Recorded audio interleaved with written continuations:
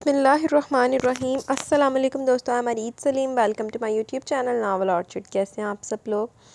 جی تو گائز، آج ہم نے اسٹارٹ کرنا نیو ناول، جو کہ بھی میرا موسٹ فیوریٹ ناول ہے۔ بہت ٹائم بعد ملا مجھے یہ ناول، میں بہت ڈھونڈ رہی تھی اس کو، تو میں امید کرتی ہوں آپ کو پسند آئے گا۔ تو ابھی اس کو آج ہم ریڈ کریں گے۔ اس سے پہلے اگر آپ نے میرے چینل کو سبسکرائب نہیں کیا تو سبسکرائب کر لیں، ساتھ میں بیل آئیکن بھی پریس کر لیں تاکہ آنے والی ویڈیو آپ کو ملتی رہے۔ ویڈیو کو لائک شیئر کمنٹ کرنا نہ بھولیں، اور میرے دوسرے چینلز کو بھی وزٹ کریں جدھر آپ جا نہیں رہے۔ ایک پہ تو آپ کو ملے گا اریز ناول ایڈکشن پہ جائیں، وہاں پہ آپ کو شکر الحمدللہ ڈیلی نیو ایپیسوڈ ملے گی۔ اس کے اریز شاہ کی ای بک چل رہی ہے وہاں پہ، تو ادھر اس کو جا کے سنیں اور اپنا رسپانس دیں۔ آپ لوگوں کے لیے اتنی ایفرٹ کر رہی ہوں تو آپ لوگ بھی تو کچھ کریں نا۔ اور پھر میری امی والا چینل ہے، ادھر بھی جائیں، ادھر بھی بڑی مزیدار سی ریسیپیاں بن رہی ہیں۔ تو پھر نا اب کچن ود امی، مطلب جو میں نے لنک شیئر کیا ہوا ہے نا اس چینل کا، میری کمیونٹی پوسٹ میں پڑا ہوا ہے، وہاں پہ جائیں۔ مینوں بھی کچھ نہیں آتا، میں بھی سیکھ رہی ہوں، میرے نال تسی بھی سیکھو، چلو شاباش۔ تو آئیں جی، ابھی ہم اپنا ناول سٹارٹ کرتے ہیں۔ اسپائس گرلز کا wanna be my lover full volume ٹیک پر چل رہا تھا، اور وہ گاڑی کا اسٹیئرنگ تھامے نور جہاں کا گیت گاتے ہوئے مسلسل جھوم رہی تھی۔ اوئے ہوئے، چلدا انگلش سونگ پیا تے گنگناندی نور جہاں دے پے۔ سونے دی تویتڑی جے میں ہوندی ڈھولنا، سونے دی تویتڑی رہندی گلے نال لگ کے تیرے۔ خدا کے واسطے زیبی میرے حال پر رحم کرو، ورشا نے چلا کر کیسٹ پلیئر آف کر دیا۔ رحم نہیں آتا تو کچھ شرم کرو، انگلش میوزک پر پنجابی گیت گانے کی آخر تک کیا بنتی ہے؟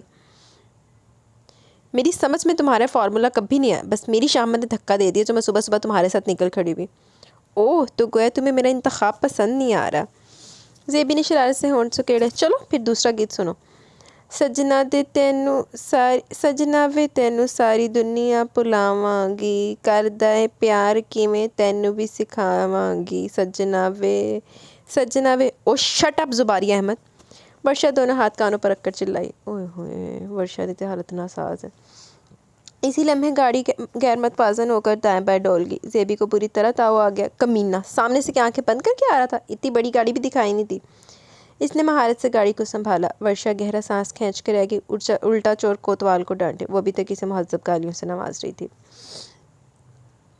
اب جانے بھی دو، میری طرح شاید اس غریب کو بھی لمنی کی گاڑی میں دھمال ڈالتے ہوئے شہزادی التمش تشریف لا رہی ہیں، ورنہ وہ اس گستاخی کا ارتکاب ہرگز نہیں کرتا۔ اس کے دیرینہ خطاب پر وہ ہنس پڑی اور فوراً اپنے سابقہ موڈ میں آنے کی کوشش کرنے لگی۔ تبھی ورشا اس کا ارادہ بھانپ کر گرائی۔ جان کیا مان پاؤں تو کچھ عرض کروں؟ ضرور، وہ شاہانہ انداز میں بولی۔ اب اگر تم نے گانے گانے کی کوشش کی نا تو میں نے تمہیں کسی حجام کی دکان پر چھوڑاؤں گی، اس طرح تھام کر محبت سے شوق کو پروان چڑھانا، سمجھی؟ ہاں، انتہائی بد ذوق کڑی ہے تو۔ میں اس اعلیٰ ذوق کی حامل کبھی نہیں ہو بھی نہیں سکتی۔ سنو، اسے نئی شرارت سوچی، کیوں نہ ایسا کریں، ریس لگاتے ہیں۔ کس سے؟ ہاں، کسی سے بھی چیلنج کرو، کس گاڑی کو پیچھے چھوڑوں۔ مجھے فی الحال نا تم کالج چھوڑ دو، پھر اپنے سارے شوق پورے کر لینا۔ اس کی بات پر کان دھرے بنا اس نے گاڑی کی سپیڈ بڑھا دی۔ گریٹ ٹویوٹا کرولا دیکھ رہی ہو؟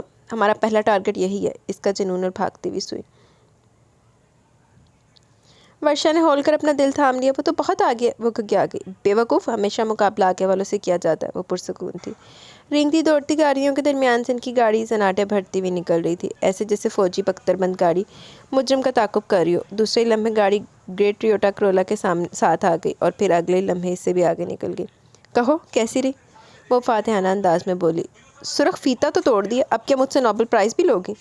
ورشا نے شک پڑتے ہاتھوں کو ایک دوسرے میں مسلا۔ دفتن بلیک کاواساکی گولی کسی رفتار سے ان کے پاس سے گزری۔ دونوں نے یک لخت اس کی طرف دیکھا۔ ورشا نے کوئی توجہ نہیں دی، جبکہ وہ جل بھن کر بولی، یہ کمینہ ہمیں ریس کا سگنل دے کر بھاگا، مگر میں نے تو اس کے ہاتھ میں کوئی جھنڈی نہیں دیکھی۔ ورشا اس کے خطرناک ارادے سے خوف زدہ ہو کر پناہ مانگنے لگی۔ مگر میں نے دیکھی ہے، اس نے سپیڈ بڑھا دی۔ ٹریفک کا ایک ازدحام سڑک پر رواں تواں تھا۔ ننھے بچے لاوبالی پن سے سڑکوں پر بھاگتے ہوئے اسکولوں کی طرف جاتے دکھائی دے رہے تھے۔ موسم میں بلا کی خنکی تھی، شفق کی لالی میں برستا ہوا قہر عجیب دل فریب منظر پیدا کر رہا تھا۔ وہ اپنے پسندیدہ سواری پر اپنی دھن میں مگن، دوڑتے بھاگتے مناظر سے لطف اندوز ہوتا اپنی منزل کی طرف گامزن تھا۔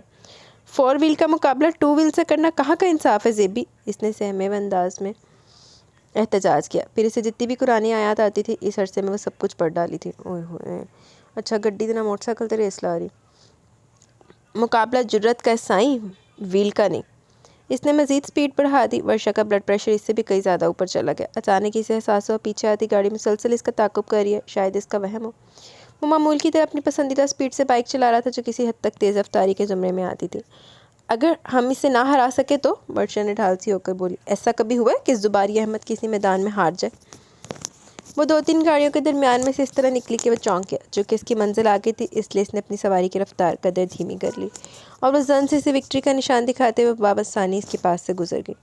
جہاں داد نے بے حد حیرانی سے میرون ہونڈا اکارڈ کو دیکھا جس میں سے ہنستا مسکراتا نسوانی چہرہ جھانک رہا تھا، اور پھر لمحوں میں سب کچھ منظر سے غائب ہو گیا۔ آہا، وہ خوشی سے فاتح کی طرح جھوم رہی تھی۔ داد نہیں دو گی؟ لعنت دوں گی۔ کیوں؟ کیونکہ اس نورا کشتی کے چکر میں ہم کالج سے بہت آگے نکل آئے ہیں۔ کیا واقعی؟ اس نے آنکھیں سکیڑی۔ باپ رے، وہ جان کر کے کالج پیچھے رہ گیا۔ اس نے جلدی جلدی گاڑی ریورس کی۔ اوئے ہوئے، پہلے اپنی ریس تے لا رہے، جتنے پہنچنا ہوتے پہنچ ہی جائے گی۔ پرنسپل صاحب کسی طویل میٹنگ میں مصروف تھے اور وہ اس عرصے میں ان کے آفس کا اچھی طرح سے جائزہ لے چکا تھا۔ وہی گورنمنٹ کے اداروں جیسا عام سا آفس تھا، سبز چادر سے ڈھکی ہوئی بڑی سی میز، لکڑی کی کرسی جس کی پشت والی دیوار پر قائد اعظم کی بڑی سی تصویر لگی تھی۔ یہ معمہ اس کی سمجھ سے بالا تر تھا کہ ہمیشہ آفیسر کے کمرے میں یہ تصویر اس کی پشت پر ہی کیوں لگتی ہے۔ یہ بھی یقیناً انگریزوں کی ڈالی کی داغ بیل ہوگی۔ وہ تو یہاں سے نقل مکانی کر کے ہم اب تک ان کی نقل کر رہے ہیں۔ دیوار پر جا بجا قائد اعظم علامہ اقبال کے اخبار زری جگمگا رہے تھے، جنہیں آج تک کبھی کسی نے عمل نہیں کیتا۔ ساتھ ہی کالج کے اساتذہ، پرنسپل اور دوسری سیاسی شخصیات کی، کالج کی ہونہار طلباء طالبات کی تصاویر بھی نمایاں تھیں۔ اس کے علاوہ وہ طلباء طالبات جو یقیناً زیادہ ہونہار تھے، ان کی تصاویر علیحدہ علیحدہ اپنے اپنے میڈل اور تمغوں کے ساتھ جگمگا رہی تھی۔ ایک چہرہ جو ہر تصویر میں نمایاں تھا، جو اسے دیکھا بھارا لگا، مگر وہ بوجھ نہیں پایا کہ چہرہ کہاں دیکھا۔ تمام لڑکیاں ایک جیسی ہوتی ہیں۔ تصویروں کا جائزہ ترک کر کے اس نے فرنیچر اور پردوں پر غور فرمانا شروع کر دیا، جس کی بدولت اس کمرے میں کچھ جدت اور تازگی کا احساس تھا۔ پھر اس نے وال کلاک پر نگاہ ڈالی۔ تقریباً 2:45 گھنٹے ہو چکے تھے۔ وہ پہلو بدل کر پھر پڑھی ہوئی اخباریں پڑھنے لگا۔ اگر وہ گھر سے اخبار پڑھ کر نہ نکلتا تو یہ بوسیدہ خبریں سے یقیناً طویل بوریت سے بچا سکتی تھی۔ بوریت سے بچنے کے لیے جیب سے سگریٹ بھی رکھا تھا، لیکن سامنے میز پر لکھا ہوا تھا سگریٹ نوشی منع۔ کتنی عجیب بات تھی۔ اس کے ساتھ ہی کرسٹل کا نفیس سا ایش ٹرے بھی رکھا ہوا تھا۔ جب سگریٹ نوشی منع تھی تو پھر یقیناً پرنسپل صاحب کنگھی کرتے ہوئے اس میں اپنی صورت دیکھتے ہوں گے۔ اس نے حیرت سے صاف ستھرے ایش ٹرے کی طرف دیکھا۔ اتنے میں چپڑاسی دوسرا کپ چائے کا لے کر آیا اور اسے دیکھ کر حیران ہوا کہ پہلے کپ کی چائے میں مکھی تیاری ہے اور صاحب اخبار سے شغل فرما رہے۔ سر، آپ نے ابھی تک چائے نہیں پی؟ یہ لیجئے، میں دوسری چائے لے آیا ہوں۔ چپڑاسی نے پرانی چائے اٹھا کر بھاپ اڑاتی چائے سامنے رکھ دی۔ نہیں شکریہ، یہ لے جو، میں چائے نہیں پیتا۔ چپڑاسی کو شک ہوا صاحب جھوٹ بول رہے ہیں۔ حیرت کی بات ہے کہ آپ پروفیسر ہو کر چائے نہیں پیتے۔ تم نے کتنا پڑھا ہے؟ کچھ بھی نہیں سر۔ چائے پیتے ہو؟ کیوں سر؟ کیونکہ تم مجھ سے بڑے پروفیسر لگتے ہو۔ سر آپ تو ناراض ہو گئے، میں تو بس یوں ہی۔ میں نے کہا نا میں واقعی چائے نہیں پیتا۔ چپڑاسی نے حیرت سے اسے دیکھا، نہ ناک پر اینک تھی نہ چائے کا شوق۔ یہ کیسا پروفیسر تھا؟ اوئے ہوئے، چائے تو ویسے میں بھی نہیں پیتی، لیکن میں پروفیسر بھی نہیں ہوں۔ لے جاؤ یار اسے۔ اس سے قبل دوسری مکھی اس میں تیرنے لگے۔ اس نے جھنسلا کر اور اخبار رول کر کے میز پر پٹک دیا۔ چپڑاسی چائے لے کر کمرے سے باہر نکل گیا۔ اسی لمحے پرنسپل صاحب کمرے میں تشریف لے آئے۔ السلام علیکم سر۔ وہ اپنی نشست سے اٹھا۔ وعلیکم السلام، مجھے آپ کا پیغام مل گیا تھا، تشریف رکھیے۔ آئی ایم سوری، میں میٹنگ چھوڑ کر نہیں آ سکتا تھا۔ پرنسپل صاحب کرسی پر بیٹھ کے اینی وے سر، اس نے گو فارمیلٹی ادا کی۔ بیگ صاحب سے ملاقات ہوئی؟ ارے ہاں، وہ تو خود میٹنگ میں شامل تھے۔ ساتھ ہی انہوں نے انٹرکام پر انگلی رکھی۔ چپڑاسی بوتل کے جن کی طرح حاضر تھا۔ بیگ صاحب کو بلائیں۔ اور سنیں، اگلی بار جب آپ آئیں تو ساتھ چائے بھی ہو۔ اور سر آپ کے لیے کیا لاؤں؟ جہاں داد کو لگا جیسے چپڑاسی نے چڑھایا۔ چائے کے علاوہ کچھ بھی، اس نے جان چھڑائی۔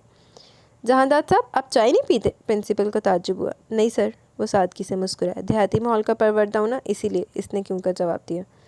اوئے ہوئے، ہر کوئی ایڈا نوں دیکھ رہا جس طرح سر تے سنگ نکل آئے ہون۔ چائے نہ نہیں پینا کوئی بڑی انوکھی بات تو نہیں ہے، میں خود نہیں پیتی۔ تو پھر ان کا پسندیدہ مشروب لے آئیے۔ سر لسی نہیں مل سکتی۔ جہاں داد نے گھور کر چپڑاسی کی طرف دیکھا۔ انار کا جوس مل سکتا ہے؟ اس سردی میں انار کا جوس؟ چپڑاسی دانت بچاتا کمرے سے باہر نکل گیا۔ اوئے ہوئے، صحیح سے ڈالایا چپڑاسی نے جہاں داد دینا۔ میرا خیال ہے آپ آج ہی 4 سنبھال لیں تو زیادہ بہتر ہوگا، پروفیسر سلطان بیگ اس کے ساتھ چلتے ہوئے کہہ رہے تھے، کیونکہ کل میری لاسٹ ڈیٹ ہے، نیکسٹ ویک تک مجھے یہاں سے چلے جانا ہے۔ بہتر ہوگا کہ آپ میری موجودگی میں اسٹوڈنٹ سے متعارف ہو جائیں، اس طرح اسٹوڈنٹس کا رسپانس بھی ہمیں مل جائے گا۔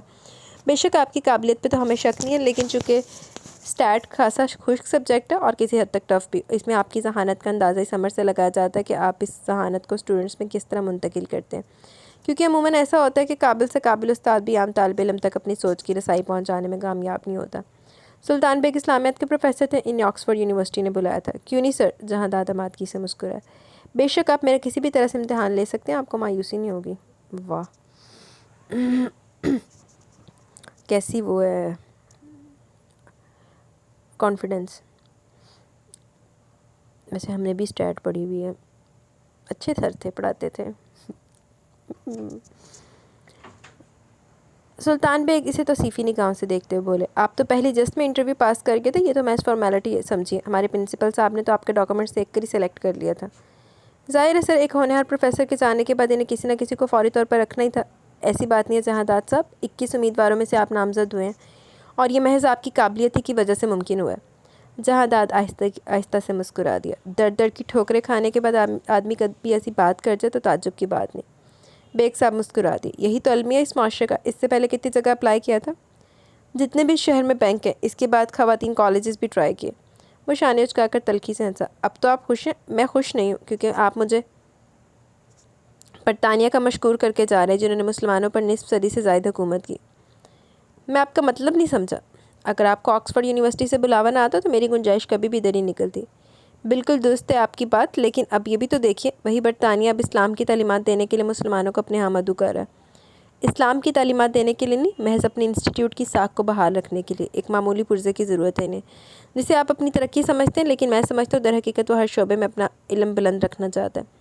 آکسفورڈ یونیورسٹی جس کی شہرت دنیا بھر میں، یہ کیسے ممکن ہے کہ وہاں ایسے علم کو نہ سکھلایا جائے جس کے ماننے والوں کی تعداد یہودیوں کے برابر ہے؟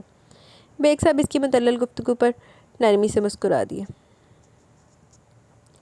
شاعر نے کیا خوب کہا، منور کر گوشہ جہاں بھی تیرا قیام ہو۔ تو جہاں داد صاحب، اسلام تو ایک چراغ کی طرح، ہم یہ کیوں دیکھیں کہ کوئی ہمیں کس طرح استعمال کرے؟ ہمیں تو تبلیغ کرنی ہے دم آخر تک، تمام اغراض و مقاصد سے بالا تر ہو کر، کہیں بھی کسی بھی مقام پہ۔ بہرحال اگر آپ واقعی برطانیہ کے مشکور ہیں تو آپ کو چاہیے جلد از جلد شکریہ کا خط لکھیں، میں پہلی فرصت میں برطانیہ والوں کو پہنچا دوں گا۔ جہاں داد ہنس پڑا۔ چلیے، کلاس ہمارا انتظار کر رہی ہوگی۔ انہوں نے رسٹ واچ گھمائی۔ دونوں یکے بعد دیگرے کلاس روم میں داخل ہوئے۔ معمول کی طرح کلاس انتہائی نظم و ضبط کا مظاہرہ کرتے ہوئے احترام میں کھڑی ہوگی۔ سٹ ڈاؤن کلاس، سر بیگ نے معمول کی طرح کہا۔ اسٹوڈنٹس بیٹھ کے، لیکن ان کی پرشوق نگاہیں نووارد ہستی پر جمی تھی۔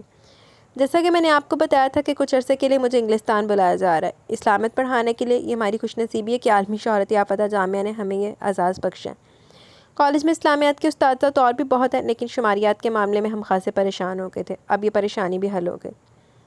انہوں نے جہاں داد کی طرف سے تعائشی انداز میں دیکھتے ہوئے کہا، یہ آپ کے نئے پروفیسر ہیں، آج سے یہ آپ کو اسٹیٹ پڑھائیں گے، بلکہ سمجھائیں گے۔ ان کا نام جہاں داد ملک ہے، یہ ان کا پہلا تجربہ ہے، امید ہے کہ آپ ان کے ساتھ ٹھیک ٹھاک تعاون کریں گے۔ کلاس متحیر سے اس کی طرف دیکھ رہی تھی۔ تو پھر کیسے لگے آپ کو اپنے نئے ٹیچر؟ انہوں نے کلاس کو کھلے دل سے اظہار رائے کا موقع دیا۔ بہت اچھے، بہت ہینڈسم، نام بہت یونیک سے ہے، ہمیں اس خشک مضمون کے پروفیسر لگ ہی نہیں رہے۔ کیا واقعی ہمارے نئے استاد ہے؟ کلاس سے رنگ برنگی آوازیں اور جملے سننے کو ملے۔ جہاں داد اس قدر بولڈ رسپانس پر خفیف سا ہو گئے۔ سر بیگ کلاس کی شرارت پر مسکرا رہے تھے۔ اب آپ کو یہ خود ثبوت دیں گے کہ واقعی آپ کے نئے استاد ہیں، یہ میں مذاق کر رہا تھا۔ اوکے جہاں داد صاحب، میں اب چلتا ہوں، آپ اپنی کلاس سے نپٹیے، باقی کلاسز کا ٹائم ٹیبل آپ اسٹاف روم میں لے لیجیے گا۔ اوکے کلاس، بہت لمبے عرصے کے لیے خدا حافظ۔ سر آپ جا رہے ہیں؟ کلاس ایک دم رنجیدہ دکھائی دینے لگی۔ سر ہم آپ کو بہت مس کریں گے۔ سر انگلستان میں اسلامیت پڑھانے کا فائدہ کیا ہے؟ سر حقیقتاً ہمیں آپ کی ضرورت ہے، ہم آپ کو کبھی نہیں بھلا سکیں گے۔ سر جب آپ آئیں گے تو نہ جانے ہم کہاں ہوں گے۔ کلاس کی والہانہ محبت پر سر بیگ کی آنکھیں پانیوں سے چمک گئیں۔ کلاس کے چہرے بجھے ہوئے تھے۔ باقی میں بھی آپ لوگوں کو بہت مس کروں گا، وہ اداسی سے مسکرائے۔ جہاں داد استاد و طالب علموں کے مابین دلی لگاؤ سے متاثر دکھائی دے رہا تھا۔ جہاں داد صاحب، یہ میری بہت عزیز کلاس ہے، شاید مجھے کبھی ایک ایسے اسٹوڈنٹس نہ ملے، اور خاص طور پر یہ ایک طالبہ جسے میں ہمیشہ ہر مقام پر یاد رکھوں گا۔ وہ شفقت و شرارت سے زباریہ کی طرف دیکھ کر مسکرائے، جو کبھی بھی اس طرح منہ لٹکا کر نہیں بیٹھی تھی۔ جہاں داد نے اس پر نگاہ ڈالی، یہ وہی چہرہ تھا جو پرنسپل کے آفس کی دیواروں پر جگہ جگہ چسپا تھا، اپنے اعزاز اور تمغوں سمیت۔ مسلسل 4 سال سے ہر فیلڈ میں کامیابی کے جھنڈے گاڑتی چلی آ رہی ہے، کالج کی نہ صرف ہونہار بلکہ دلیر ترین طالبہ۔ زباریہ سر جھکائے بیٹھی تھی۔ سر بیگ سے اس قدر شدید ناراضگی تھی کہ ابھی تک اس نے چہرہ اٹھا کر نئے سر کو بھی نہیں دیکھا۔ غصہ تھا سر بیگ پر کہ انہوں نے اتنا بڑا فیصلہ اکیلے کیسے کر لیا۔ کالج میں آتے اس خبر نے اسے شدید دھچکے سے دو چار کیا جو اس کے لیے انتہائی غیر یقینی تھی۔ کھڑی ہو جائیے زباری احمد۔ سر بیگ نے اس کی تعریف کرتے ہوئے اسے اٹھنے کو کہا مگر وہ روٹھے سے انداز میں بیٹھی رہی۔ میں چاہتا ہوں آج کے اس اہم دن پر تم سب سے زیادہ بہادری اور خوش دلی کا مظاہرہ کرو، اور پھر رخصت کرنے والے کو خوش دلی سے رخصت کرنا چاہیے تاکہ وہ سفر تازگی سے گزرے۔ وہ خود آپ دیدہ ہونے لگے مگر زباری اپنی جگہ سے ٹس سے مس نہیں ہوئی۔ ایک سینئر کے ساتھ طالب علم کی ایسی گستاخی جہادات کو کچھ عجیب سا لگا۔ اس نے روسٹرم پر ہلکا سا پین بجایا۔ Please stand up Zubari Ahmed. اس کا انداز تادیبی تھا۔ زباریہ چاروں ناچار کھڑی ہوگی۔ And please stand up all class. تمام لڑکے لڑکیاں بھی فوراً کھڑے ہو گئے۔ ایک اچھا استاد عظیم محسن کی طرح ہوتا ہے۔ اپنے محسن کو مسکرا کر خدا حافظ کیجیے تاکہ وہ آپ کو ہمیشہ یاد کر کے خوش ہوں۔ کلاس جبراً چہروں کے زاویے بدلنے لگی۔ زباریہ کی آنکھوں سے ٹپ ٹپ آنسو رواں ہو گئے۔ وہ ضبط کرنے کی کوشش میں چہرہ جھکائے کھڑی رہی۔ Wish you best of luck class. سر بے خود آپ دیدہ ہو گئے۔ پھر انہوں نے مسکرا کر جہاں داد سے مسافہ کیا اور کلاس روم سے باہر نکل گئے۔ کلاس کا ماحول افسردہ اور بوجھل سا ہو رہا تھا۔ Sit down please. سب بیٹھ کے مگر زباریہ کھڑی رہی۔ ورشا نے پلو کھینچ کر اسے بٹھایا۔ زباریہ اپنے آپ سے نفرت ہونے لگی۔ اس نے آنسو کے ریلے کو ہتھیلی کے پوچھ سے رگڑ دیا۔ آخر اسے ضرورت ہی کیا تھی اتنا جذباتی ہونے کی؟ جاتے ہیں تو جائیں میری بلا سے۔ اس نے خود کو ملامت کرتے ہوئے ہتھیلی سے آنسو رگڑے۔ جائیے پانی پی کر آئیے۔ جہاں داد نے ایک نگاہ غلط اس پر ڈالی، رجسٹر دیکھنے لگا۔ زباریہ اس حکم پر چڑھ گئی، سخت غضبناک حالت میں چہرہ اوپر کیا، پھر جیسے نگاہیں جھکانا بھول گئی۔ دوسرے لمحے جہاں داد نے رجسٹر بند کر دیا، جیسے اس بور فضا سے سخت اکتا گیا۔ اوکے کلاس، انشاءاللہ کل ملاقات ہوگی، فریش موڈ اور فریش ماحول میں۔ وہ کمرے سے نکل گیا۔ کلاس پہ ایک پک دو طرح کے موڈ میں باتیں کرنے لگی، ایک وہ اسی موڈ میں مبتلا اور ایک نئے ماحول میں داخل ہو گئی۔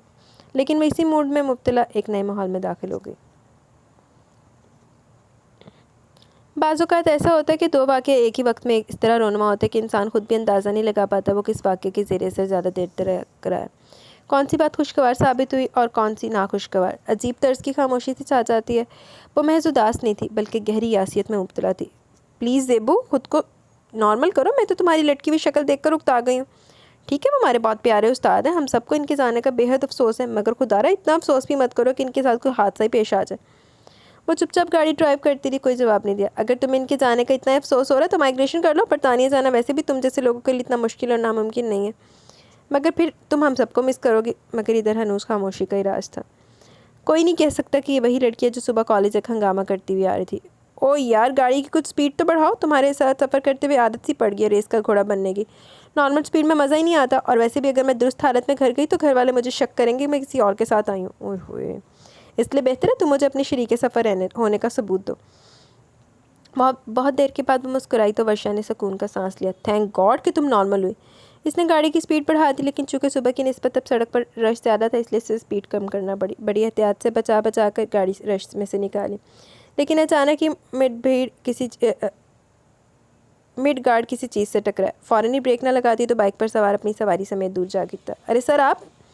دونوں نے حیرت سے جہاں داد کی طرف دیکھا، وہ اگر فوری طور پر سیدھا پاؤں زمین پر نہ ٹکاتا تو اس حادثے کا شکار ہو جاتا۔ سوری سر، چوٹ تو نہیں لگی؟ وہ دونوں گاڑی میں ایک طرف کھڑی کر کے باہر نکل آئیں۔ نہیں، البتہ نمبر پلیٹ ضرور ٹوٹ گئی ہے۔ اور وہ کچھ چڑچڑے سے انداز میں بولا، لیکن پھر انہیں پہچانتے تھوڑا سا مسکرایا، مگر وہ پشیمان ہوگی۔ سوری سر، ورشا نے پشیمانی کا اظہار کیا۔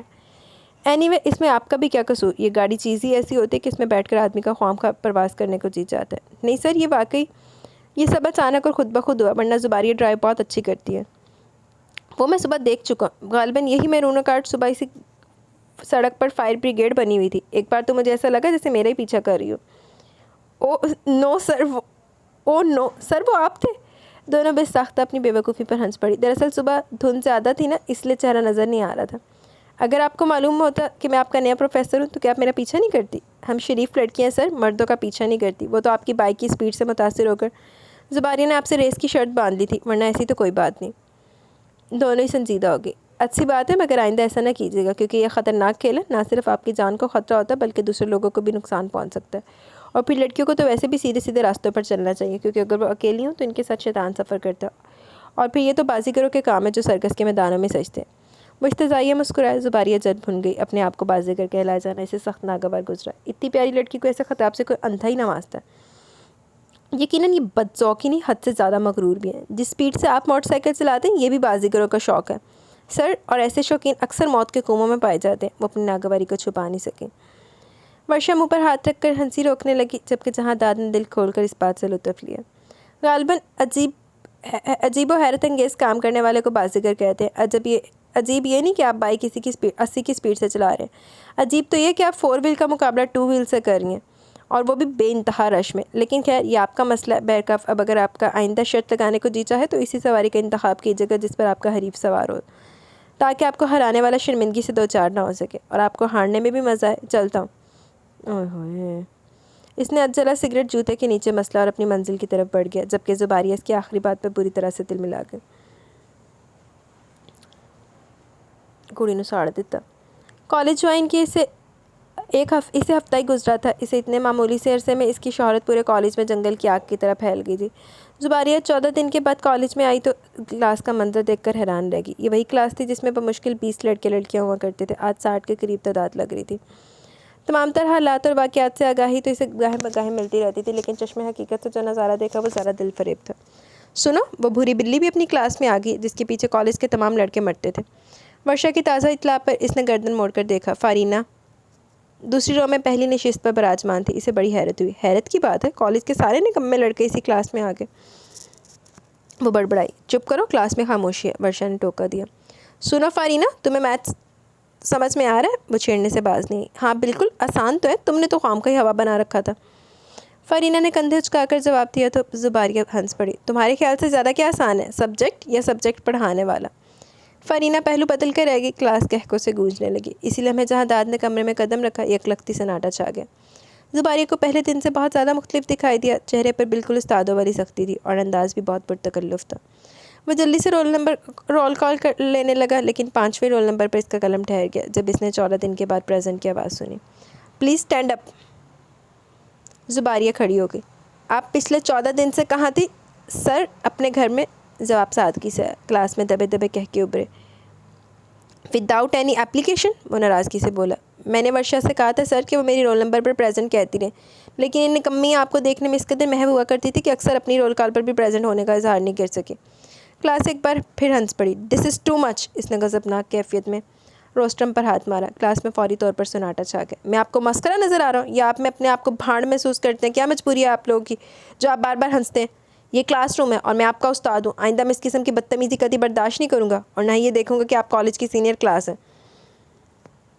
سمجھے آپ لوگ؟ اور مس زباریہ احمد، آپ کلاس روم سے باہر جا سکتی ہیں کیونکہ مسلسل ایبسنٹ ہونے کی وجہ سے میں آپ کا نام کلاس سے نکال چکا ہوں۔ یہ جواز جا کر آپ پرنسپل صاحب کو بتائیے، شاید انہیں اس بات پر ہنسی آ جائے۔ مہربانی سے آپ جا سکتی ہیں۔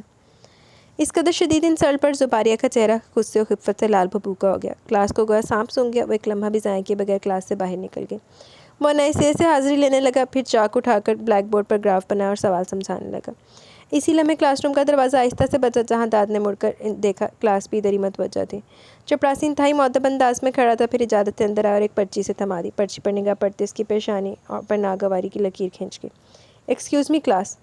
وہ چاک مین پر اچھال کر ہاتھ چھاڑتا ہوا چپڑاسی کے پیچھے کلاس روم سے باہر نکل گیا۔ اوئے ہوئے، کی لکھی ایسی پرچی تھے؟ میں آئی کم ان سر؟ لہجہ سخت نے روٹھا تھا۔ آئیے آئیے جہانداد صاحب۔ پرنسپل صاحب نے مسکرا کر اس کی طرف دیکھا۔ وہ کمرے میں داخل ہو گیا۔ وہ سر جھکا صوفے پر بیٹھی تھی۔ آئی ایم سوری جہانداد صاحب، میں نے آپ کو زحمت دی، آئیے بیٹھیے۔ پرنسپل نے اٹھ کر اسے مسافہ کیا اور اسے سامنے والی کرسی پر بیٹھنے کی پیشکش کی۔ وہ کرسی کھینچ کر بیٹھ گیا۔ زباریہ، ادھر آئیں آپ۔ وہ ان کے قریب آ کر کھڑی ہوگی۔ اپنے ٹیچر سے ایکسکیوز کریں آپ اور ان کی اجازت سے کلاس روم میں جائیں۔ مگر سر، میں نے تو کوئی بدتمیزی نہیں کی، انہوں نے وجہ پوچھی، میں نے بتا دی۔ اس کی ڈٹائی پر جہانداد کے خون پی کر رہ گیا۔ کیا شاگرد کو زیب دیتا ہے کہ وہ استاد کو اتنی لاپرواہی سے جواب دے؟ پرنسپل صاحب کا لہجہ ملائم اور انداز سمجھانے والا تھا۔ وہ خاموش ہو گئی۔ سوری کیجیے، انہوں نے سختی سے حکم دیا مگر لہجہ دھیما تھا۔ کیا یہ نوابزادی ہے کہ پوری کلاس کے سامنے سوری کرتے ہوئے اس کی شان گھٹ جاتی ہے جو پرنسپل صاحب یہاں علیحدگی میں سے بلا کر سوری کرا رہے ہیں؟ جہانداد کو پرنسپل کا انداز سراسر خوش آمدید اور غیر منصفانہ لگا۔ اس کے تن بدن میں چنگاریاں سلگ اور وہ پہلو بدل کر رہ گیا۔ میں نے کیا کہا ہے زباریہ آپ سے؟ پرنسپل نے اسٹار کیا۔ جہانداد نے تیز سی نگاہ اس پر ڈالی۔ سوری سر، وہ گردن جھکا کر بلاخر آہستگی سے بولی پڑی۔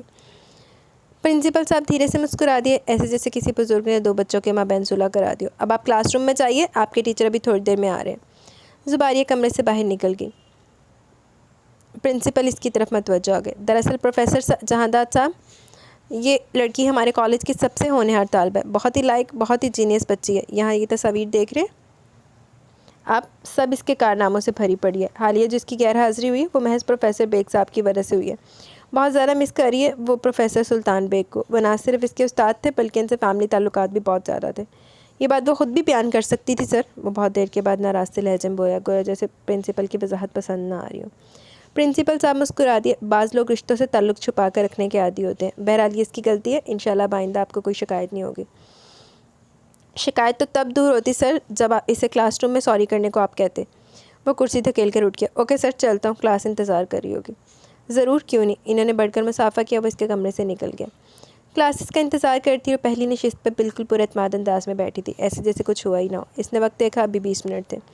اس نے بلیک بورڈ پر حل کیا ہوا ادھورا سوال مٹا دیا.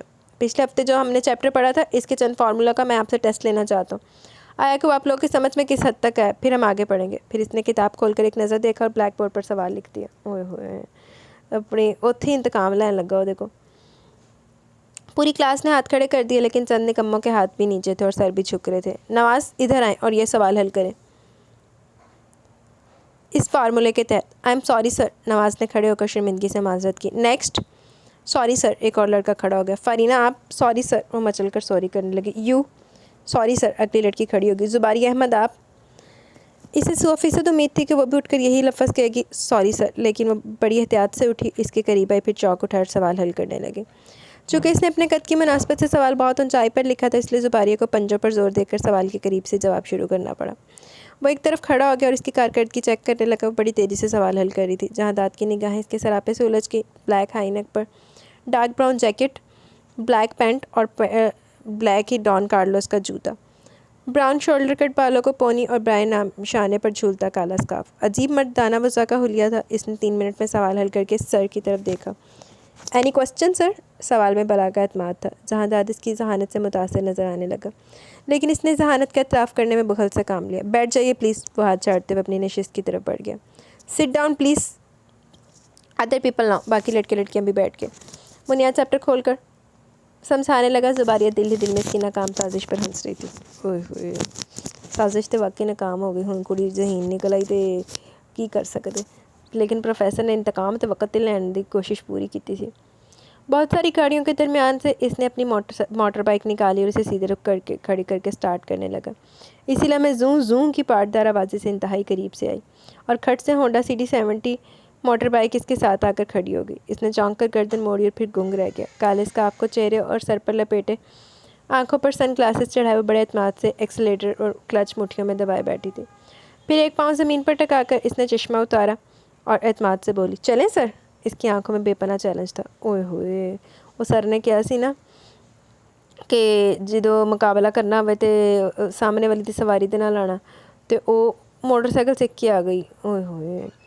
جہاں داد نے حیرت سے نہ سمجھنے والے انداز میں اس کی طرف دیکھا تو وہ تھوڑا سا مسکرائی. I like to live in battle field for all the time. مجھے ہر وقت حالت جنگ میں رہنا اچھا لگتا ہے. جہاں داد نے ایک بار پھر نہ سمجھ آنے والے انداز میں اس کی طرف دیکھا.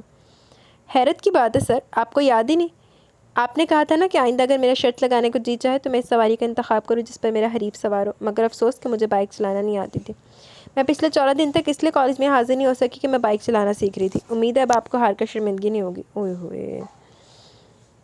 اس نے پھر سن گلاسز آنکھوں پر چڑھا لیے. جہاں داد نے اس کے چہرے پر پہلی بار عمیق نگاہ ڈالی. ہر نقش اپنی جگہ پر بے حد متوازن اور دلکش تھا. اس کا جارحانہ انداز اور حلیہ کس قدر متضاد تھا بنسبت چہرے کے. لگتے نہیں تھا کہ اس نازک وجود میں ایسے عزائم بھی ہوں گے. حالانکہ پہلی بار جب اس نے دیکھا تھا تو وہ روتی ہوئی بے حد دلچسپ لگی. وہ سوچ بھی نہیں سکتا تھا یہ روتی ہوئی لڑکی محض روتی نہیں لڑتی بھی ہوگی. اتنی سی لڑکیوں اس سے مقابلہ کری تھی. نادانی کی انتہائی تو تھی. نہ چاہتے ہوئے اس کے چہرے پر تمسخر پھیل گیا.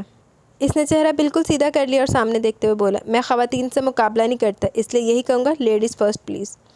اس نے تھوڑی سی بائک پیچھے کی اور اس کے انداز پر زباریہ تل ملا گئی. مقابلہ کرتے ہوئے میں جنس کا احساس نہیں کرتی. وہ چٹک گئی. لیکن مردوں کو کرنا پڑتا ہے. وہ مسکرایا کیونکہ انہیں خواتین کو ہرا کر بھی شرمندگی ہوتی ہے اور جیت کر بھی. اس کے ساتھ ہی اس نے اپنے بائک کا رخ مخالف سمت کر لیا, یعنی جس طرف اس کی پیٹھ تھی. دھیان سے گھر جائیے گا, 14 دن کی پریکٹس اتنی زیادہ بھی نہیں ہوتی. وہ زن سے اپنی بائک اڑا لے گیا. زباریہ دھول کے مرگولہ میں اس کے وجود کو مدغم ہوتا دیکھتی رہ گئی. اوئے ہوئے, 14 دن دی محنت بیچاری دی ضائع چلی گئی. صاحب یہ آج کی ڈاک ہے. سبدر نے مختلف رنگوں کے لفافے اس کے سامنے رکھے. جہاں داد نے جیب سے لائٹر نکالا اور ان لفافوں کو نظر آتش کرنے لگا. اسے پتا تھا کہ کالج کی بے وقوف لڑکیوں کے خط ہوں گے دن میں اس کی بے پناہ تعریفیں کی گئی ہوں گی۔ صاحب یہ آپ کیا کریں، اس میں بجلی کا بل بھی ہے اور اماں جی کا خط بھی۔ اس کا ہاتھ رک گیا، بجلی کا بل اور اماں جی کا خط اس نے نکال لیا، باقی لفافے ایک طرف پھینک دیے۔ یہ سب غیر ضروری خط ہیں، آئندہ سے ڈاک میرے انتظار میں مت رکھنا، میرے آنے سے پہلے جلا دیا کرو۔ صاحب ایک بات پوچھوں؟ آپ ان خطوط کے جواب کیوں نہیں دیتے؟ اماں نے بچپن میں منع کیا تھا کہ پلٹ کر جواب دینے والے لوگ گستاخ ہوتے ہیں، تب سے نصیحت پلو میں باندھ لی ہے۔ یہ پیسے اور بل اپنے پاس رکھو، صبح پہلی فرصت میں جمع کرا دینا، اور ہاں میری غیر موجودگی میں ٹی وی کم دیکھا کرو، سارا بل اسی خرچے کا ہے۔ CNN تمہاری سمجھ میں نہیں آئے کہ میں کیا آئے گا، اس سے اچھے پروگرام تمہیں نیچے چائے والے کی دکان پہ مل سکتے ہیں۔ اچھا ہمسایہ وہی ہے جو ہمسایوں کی خبر رکھے، اب تم جا سکتے ہو۔ لڑکا کمرے سے باہر نکل گیا۔ عجیب مولا مزاج آدمی یہ جہانداد صاحب بھی، دینے پہ آئے تو لاکھ لٹا دیں، حساب رکھے تو سوئیاں گننے لگتے ہیں۔ اماں جی کا خط کھولتے ہوئے پہلے اس نے سگریٹ بجھا دیا، پھر بڑے احترام اور تقدس سے خط کھولا۔ صفحہ کی ٹاس پہ لفظوں کے موتی بکھرے پڑے تھے۔ یقیناً زہرا کی لکھائی تھی، سارے پنڈ کی عورتیں اسی سے خط لکھواتی تھی اور بڑے شوق سے کام کرتی تھی، اور وہ کتنی حیرانی سے اسے دیکھتا رہتا تھا اور پھر کیسے نئے نئے سوال کرتا تھا اسے۔ یہ خط کیا ہوتا ہے بھرجائی؟ وہ اس کے پہلو میں چپک کر بیٹھا تھا۔ وہ اس کے سوال پر ہنس پڑی۔ ایک پیغام ہوتا ہے، جب کوئی پیارا کسی سے دور چلا جاتا ہے تو اسے اپنی خیریت کے لفظ لکھ کر بھیجتے ہیں اور وہ خط بن جاتا ہے۔ کیا ہر دور چلے جانے والے کو خط بھیجا جا سکتا ہے؟ وہ مسرومیت سے اس کی طرف دیکھنے لگا۔ زہرا کی آنکھیں پانیوں سے بھر گئی۔ جو لوگ واپس آنے کا کہہ کر جاتے ہیں صرف وہی پردیسی ہوتے ہیں، جو کبھی نہ آنے کے لیے چلے جائیں اس کے پاس خط نہیں جاتے، وہ ہمیں اپنے پاس بلا لیتے ہیں۔ وہ اس کی طرف دیکھتا رہا، اس کی بات سے وہ اداس ہو گئی تو اس نے بات بدل دی۔ تمہاری لکھائی بہت اچھی ہے بھرجائی۔ اچھا؟ وہ آنسو صاف کر کے ہنس پڑی۔ تم سب کو خط لکھتی ہو، مجھے بھی خط لکھا کرو گی؟ تو میرے پاس ہے، خط تو پردیسیوں کو لکھے جاتے ہیں، ایک دن میں بھی پردیسی بن جاؤں گا، تب تو خط لکھو گی نا مجھے؟ تب بھی نہیں لکھوں گی، وہ شرارت سے مسکرائی۔ کیوں؟ وہ ناراض ہوا۔ کیونکہ تب تک تو اتنا پڑھ لکھ جائے گا کہ تجھے میری لکھائی بھی بری لگنے لگے گی۔ اچھا؟ وہ اداس ہو گیا۔ میں زیادہ نہیں پڑھوں گا، جب مجھے خط لکھنا آ جائے گا میں پڑھائی چھوڑ دوں گا۔ اوئے ہوئے، اچھا وعدہ؟ وعدہ؟ وہ ہنس پڑی۔ وعدہ؟ اس نے جوش سے کہا۔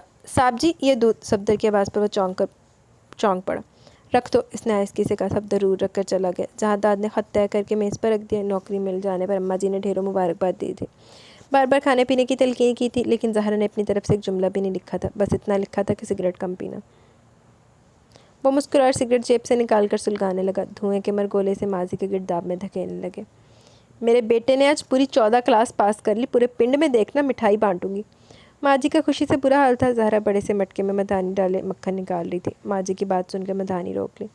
سارے پنڈ والے تھو تھو کریں گے۔ وہ جھک کر نل سے ہاتھ دھو رہا تھا، اسی کیفیت میں اس کی طرف دیکھنے لگا۔ کیوں تھو تھو کریں گے؟ ماں جی کو غصہ آ گیا۔ پتر کو آج تک خط تو لکھنا نہیں آیا، ماں چلیے مٹھائی بانٹنے۔ وہ مسکرا کر سیدھا ہو گیا، وہ پھر مدھانی چلانے لگی۔ رب سونا خیر کرے، کیوں نہیں آتا خط لکھنا؟ لکھوا کے دیکھ لے بے شک کوئی۔ ماں جی اس بات سے ناواقف تھی۔ وعدہ خلاف کے ساتھ رب سونا خیر نہیں کرتا۔ وہ مدھانی چھوڑ کر بھینسوں کے تھان کی طرف چلی گئی اور چارہ الٹ پلٹ کرنے لگی۔ وہ ماں کے پلو سے ہاتھ منہ پہنچ کر اس کے پیچھے پیچھے چلا ہے۔ پردیسی کو کسی نے خط ہی نہیں لکھا، پھر بھلا وہ کیا جواب دیتا؟ ماں جی نے پورے 10 خط مجھ سے لکھوا کر بھیجے تھے، مگر اس میں ایک بھی خط خاص نہیں تھا۔ وہ اس کے جھمکوں کی طرف دیکھ رہا تھا جو ابھی بھی کچھ دیر قبل مدھانی چلانے کے ساتھ ساتھ ہل رہے تھے۔ زہرا کی توجہ چارے کی طرف تھی، وہ بھی کچھ اور بات کرتا کہ ماں جی نے آواز دے لی۔ جہانداد پتر، روٹی ٹھنڈی ہو رہی ہے۔ وہ ماں جی کی طرف آ گیا۔ اوپر تو ابھی اس کو بھرجائی کہہ رہا تھا تو ہونر چمکیاں تو نظر رکھ کے بیٹھا ہے۔ آج سردی بہت زیادہ دی ہے، جہانداد کے لیے پیٹی میں سے لحاف نکال دینا۔ میں بروکیٹ کا لحاف نہیں اوڑھوں گا۔ وہ روٹی کھا رہا تھا، لقمہ روک کر بولا۔ لے آنا پھر اپنے لیے شہر سے سوتی لحاف۔ اکبر ملک کو ناگوار گزرا۔ پچھلے برس 2 کمبل لے کر تو آیا تھا میں، وہ تیری ماں نے اپنی بیٹیوں کو دے دیے۔ پتر یہاں کی سردی کمبلوں سے نہیں رکتی، تو کہے تو تیرے پیو کا کمبل رکھا وہ دے دوں؟ ماں باپ بیٹے کے درمیان مفاہمت سے بولی۔ باپ کی طرح اسے باپ کا کمبل بھی سخت اور کھدرا محسوس ہوا، کسی بھی قسم کی نرماہٹ اور گرماہٹ سے آ رہی۔ سو جاؤں گا میں ایسے، روکھا سے جواب آیا۔ انگریزی پڑھ رہا ہے، انگلینڈ کے کمبل ہی پسند آئے گا، پاکستانی کمبل تو اسے گدھے کی کھال کی طرح لگتے ہیں۔ جہانداد چپ چاپ لقمے چباتا رہا۔ زہرا اپنے جہیز کا سب سے قیمتی لحاف نکال لائی اور لا کر چپ چاپ اس کے پاس رکھ دیا۔ شنیل کا میرون نرم و ملائم لحاف کسی امپورٹنٹ کمبل کی طرح لگ رہا تھا۔ یہ تو نہیں کاٹے گا تمہیں بوروکیٹ کی طرح؟ اس نے اپنی نرم مسکراہٹ سے پوچھا۔ جہانداد کا لقمہ رک گیا۔ یہ کیوں لے آئی؟ یہ تو تیرے جہیز کی چیز تھی۔ اماں جی کو بے حد افسوس ہوا۔ لے جا دھیے اسے، یہ تو میرے دلدار کی نشانی ہے۔ اکبر ملک جو ابھی بیٹے پر گرج رہے تھے یک لختی رنجیدہ دکھائی دینے لگے۔ جب انسان ہی نہیں رہے تو پھر نشانیوں کا کیا بابا؟ وہ لحاف رکھ کر رسوئی میں چلے گی۔ بہت دیر تک ماحول پر افسردگی چھائی رہی۔ رات جب وہ سونے کے لیے بستر پر لیٹا تو لحاف اپنے اوپر پھیلا لیا۔ لحاف میں ایک عجیب طرح کی خوشبو تھی، ایسی جیسی نئی دلہنوں میں سے آتی ہے۔ اس نے وہ لحاف اپنے اوپر سے ہٹا دیا جیسے اسے بچھو رینگنے لگے ہو۔ بھائی کی جدائی کا دکھ اس پر نئے سرے سے طاری ہو گیا۔ وہ شہر سے فصلوں کے لیے اسپرے لینے گیا تھا، پھر اس کا مردہ وجود لوٹ کر آیا۔ ایک کار کے حادثے نے اسے سب سے دور کر دیا۔ آج بھی منظر یاد کر کے اس کا رواں رواں لوہے کی میخیں بن جاتا تھا۔ اچھا صحیح، بیوہ بھابی ہے اس کی۔ بھرجائی کے ہاتھوں کی مہندی بھی نہیں اتری تھی، سہاگ کی چوڑیوں کے رنگ بھی ماند نہیں ہوئے تھے۔ سہرے کے پھول جو اماں نے پیٹی میں رکھ دیے تھے وہ بھی ابھی تازہ تھے جب بھرا کے جنازے پر پھولوں کی چادر ڈالی گئی۔ ان کے بعد گھر میں جیسے ہر وقت دھول اڑنے لگی۔ پھر رفتہ رفتہ سب کچھ اپنی جگہ پر آ گیا، مگر بھائی کی کمی کو بھی پوری نہیں کر سکا۔ اس نے یہاں آنا بہت کم کر دیا۔ یہی فرار باپ بیٹے کے درمیان نفرت کی خلیج بن گئی۔ دلدار 11 پنڈوں کا سرپنچ تھا۔ بابا چاہتے تھے دلدار کے سانے کے پر اس گھر کی عظمت ویسے برقرار رہے اور چھوٹا بیٹا یہ گدی سنبھالے اور ان کاموں میں دلچسپی لے، لیکن جہاں داد کو ان روایتوں سے کوئی دلچسپی نہیں تھی۔ بھرجائی جوان تھی، اس کے بارے میں کسی نے نہیں سوچا۔ بابا کو اس کی دستار بندی کی فکر تھی، لیکن اس کی عدم دلچسپی دیکھتے ہوئے یہ عہدہ ان کے شریکوں کے پاس چلا گیا۔ اکبر ملک کو اس عمر کی بہت دکھن تھی، اس بات کی بہت دکھن تھی۔ ایک روز اسے پتہ چلا کہ بھرجائی تعمر ایسی بیوہ کی چادر میں لپٹی رہے گی، کیونکہ وہ ایک عام آدمی کی بیوہ نہیں تھی، وہ 2 بار بیاہی جاتی ایک ولی عہد کی بیوہ تھی۔ جو دوبارہ بیاہی جاتی وہ ایک ولی عہد کی بیوہ تھی جس کی تعظیم سب پر لازم تھی، مگر اس سے نکاح کے بارے میں کوئی بھی نہیں سوچ سکتا تھا۔ ایسی صورت میں سنسار کر دیا جاتا۔ وہ بہت عرصے تک دکھی رہا۔ آخر ایسا کیوں؟ بھرجائی پہاڑ جیسی زندگی تنہا کیسے گزارے گی؟ یہی ہمدردی نہ جانے کب محبت میں تبدیل ہوگی۔ وہ اس سے گہرا لگاؤ محسوس کرنے لگا۔ اچھا صحیح۔ شباب کی منزل میں قدم رکھا تو اسے کسی قسم کی لگاوٹ کا اظہار کرتے ہوئے ہچکچاہٹ محسوس ہونے لگی۔ بچپن کی بے تکلفی جو دونوں کے درمیان تھی سب ختم ہو گئی۔ گاؤں آنے سے بھی وحشت ہونے لگی۔ زندگی کے کتنے دن کتنی راتیں اپنے آپ سے الجھتے لڑتے جھگڑتے گزار دی، مگر دل کی بے قراری کو قرار نہیں آیا۔ کوئی مناسب حل، کوئی جواب نہیں ملا۔ خود کو پڑھائی میں منہمک کر لیا۔ تعلیمی مدارس طے کرتے کرتے شعور کے در واہ ہوئے۔ شدتوں میں کمی واقع ہوئی۔ دل کو سمجھانے کا ڈھنگ آ گیا، مگر یہ محض وقتی بہلاوے تھے۔ جس روز اسے ادراک ہوا کہ پابندی کو شرعی حیثیت نہیں رکھتی، محض گاؤں والوں کی خود ساختہ روایت، دل سرشاری سے جھوم اٹھا۔ والدین کے سامنے بھی آواز اٹھانے کی ہمت نہیں تھی، البتہ اس کو آزادی کا احساس دلانے کی کوشش کی جو بنا جرم عمر قید کی سزا کاٹنے کو تیار تھی۔ بھرجائی تو کام بہت کرتی ہے۔ وہ کھاس سے سرکنڈے علیحدہ کر رہی تھی، وہیں ہاتھ رک گئے۔ یہ بھی بھلا کوئی کام ہے؟ مسکرا کر جواب دیا۔ تو تھکتی نہیں؟ روزانہ یہی کام کر کر کے وہ اکتا گیا۔ بالکل بھی نہیں۔ کیسی ہے تو؟ اس نے افسوس سے زہرا کی طرف دیکھا۔ بالکل اس بھوری کی طرح جو ایک کھونٹے سے بند کر رہ گئی ہے۔ زہرا نے چونک کر اس کی طرف دیکھا۔ تجھے کس نے کہا میں بندھی ہوئی ہوں؟ بندھی تو ہوئی ہے ورنہ اب ہے ہی کیا تیرا اس گھر میں؟ تو چاہتا کہ چلی جاؤں یہاں سے؟ اس کی آنکھیں بھر آئی۔ میرا یہ مطلب نہیں تھا بھرجائی، وہ نادم ہو گیا۔ تو پھر کیا مطلب تھا تیرا؟ میرا مطلب یہ تھا بھرجائی کہ تو بہت اکیلی رہ گئی ہے۔ جانتی ہوں، مگر ماجی اور بابا ہیں میرے پاس، اس نے جتلایا۔ جب وہ نہیں ہوں گے؟ اس نے اٹل لہجے میں پوچھا۔ زہرا پھر چونکی۔ اب بھی اللہ سائیں ہے، تب بھی اللہ وارث ہوگا۔ لیکن اسی اللہ سائیں کا حکم ہے، عورت اگر جوانی میں بیوہ ہو جائے تو عدت کی عمر پوری کرنے کے بعد دوسری شادی کر سکتی ہے۔ زہرا نے حیرانی سے اس کی طرف دیکھا۔ میں جانتی ہوں، اس کا لہجہ سخت ہو گیا۔ تو پھر تم دوسری شادی کیوں نہیں کر لیتی؟ زہرا کے چہرے پر ناگواری پھیل گئی۔ اب تو نے کہہ دیا ایسا، لیکن آئندہ ایسا مت کہنا۔ وہ کھڑونچی سے مٹکے اٹھا کر نیچے رکھنے لگی جس میں دھوپ آنے لگی تھی۔ کیوں نہ کہوں؟ وہ سامنے ڈٹ گیا۔ زہرا اس کی ضد سے چڑ سی گئی۔ ہاتھ میں پکڑا گھڑا زمین پر پھینک دیا۔ گھڑا چناکے سے ٹوٹ گیا۔ اس کی ٹھیکریاں ادھر ادھر گر گئی۔ پانی سارا فرش پر بکھر گیا۔ کیا اب تو پانی کو کسی دوسرے گھڑے میں ڈال سکتا ہے؟ جہانداد نے حیرت سے زہرا کی طرف دیکھا۔ یہی ہے تیرے سوال کا جواب۔ میں کسی عام مرد کی بیوہ نہیں ہوں جو دوبارہ بیاہی جاؤں، نہ ہی کوئی مرد میری برابری کر سکتا ہے۔ وہ اندر کمرے میں چلی گئی۔ وہ ٹانگیں سکیڑے بستر پر آ بیٹھا ماضی کو گھور گھور کر دیکھ رہا تھا۔ کیا میں بھی نہیں؟ اس نے سرگوشی کے انداز میں ماضی سے سوال کیا، پھر اس رضائی کو اپنے اوپر اوڑھ لیا جس میں زہرا اور دلدار دونوں کی مہک تھی۔ اچھا، اپنا آپ نامزد کیتا ہے نے۔ گنے کی فصل اتر رہی ہے اور بیکاز زور بہت ہے، زیادہ ہے۔ اس موسم میں تو وہ یہاں کبھی بھی نہیں آنا چاہے۔ بس تو نے لکھ دیا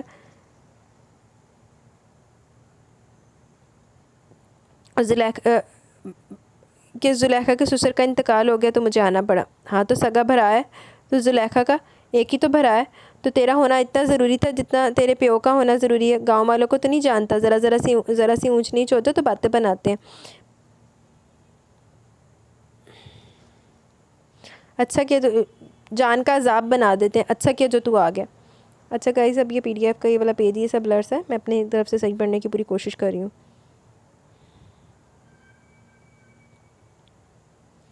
مگر میرا تو حرج ہو گیا نا، امتحان سر پر کھڑے ہیں، اماں جی کو دھوکا لگا بھی کہ تو امتحانوں سے فارغ ہوا تھا، اب کون سے امتحان آ گئے تیرے؟ 15ویں کے، وہ مسکرا کر بولا۔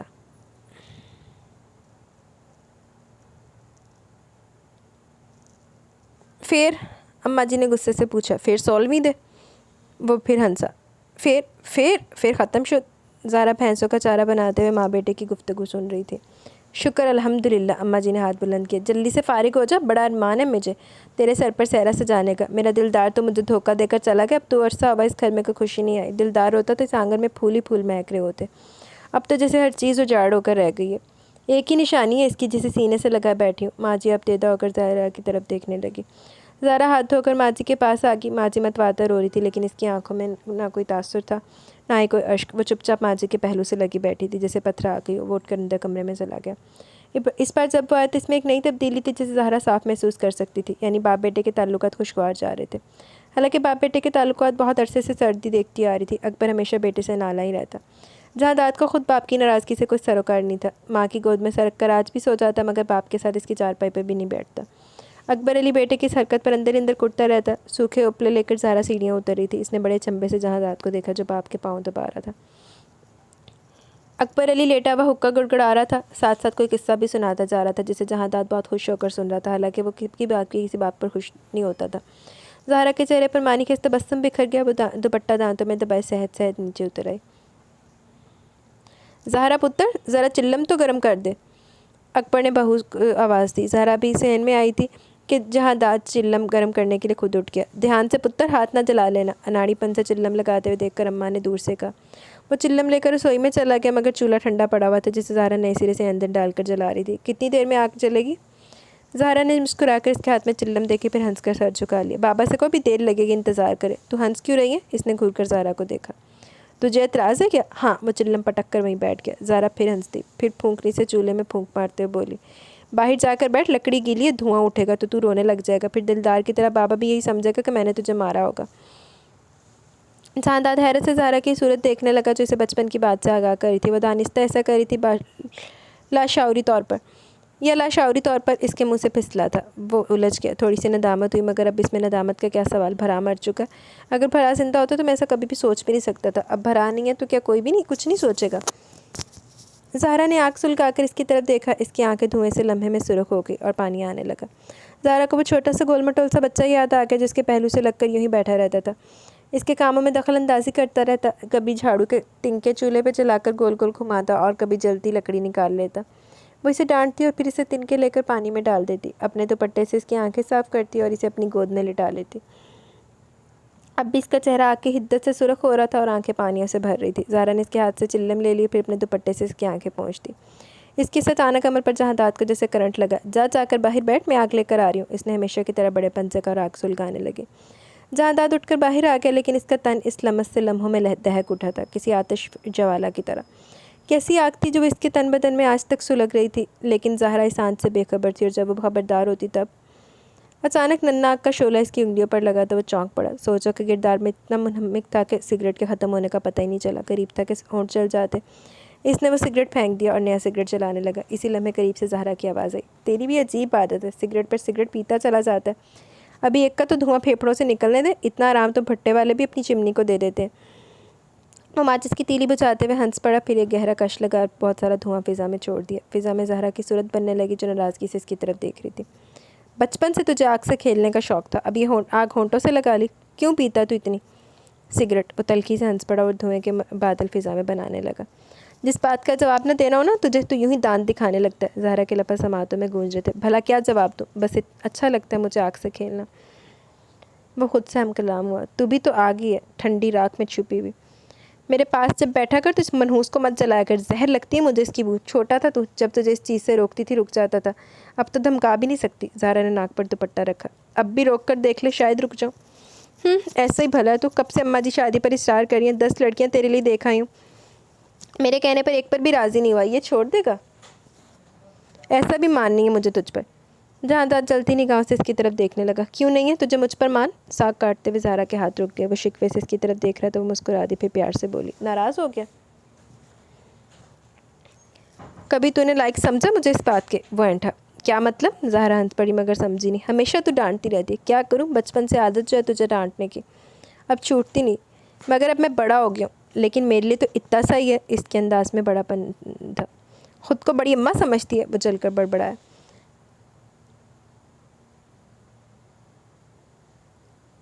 اتنا سا تھا، اتنا بڑا ہو گیا میں کہ ذرا کھڑی ہو کر دیکھ میرے پاس، اتنی سی لگے گی، بڑی بنتی ہے۔ بڑا ہو گیا تبھی تو کہہ رہی ہوں شادی کر لے، اماں کا بھی کچھ دکھ کم ہوگا، میں بھی دیورانی پر تھوڑا راج کر لوں گی۔ راج کرنے والا سلامت ہے، مگر تیرا راج کرنے کو جی نہیں چاہتا۔ کام کرتے کرتے زہرا کے ہاتھ رک گئے۔ وہ مٹھیوں میں ساگ پکڑے بیٹھا تھا، ایسے جیسے اپنی بات پہ اس کا سر جھک گیا ہو۔ زہرا نے اس کے معصوم چہرے پر نگاہ ڈالی، کچھ بھی اندازہ نہیں لگا سکی۔ سونا رب تجھے لمبی حیاتی دے، میرے بھی ویروں کو سلامت رکھے، تمہارے صدقے سے تمہارے دشمن بھی جئیں۔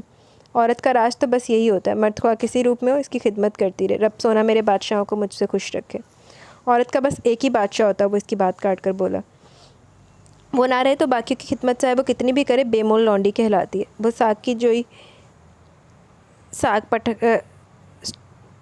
موڑا ہوا ساگ پٹک کر،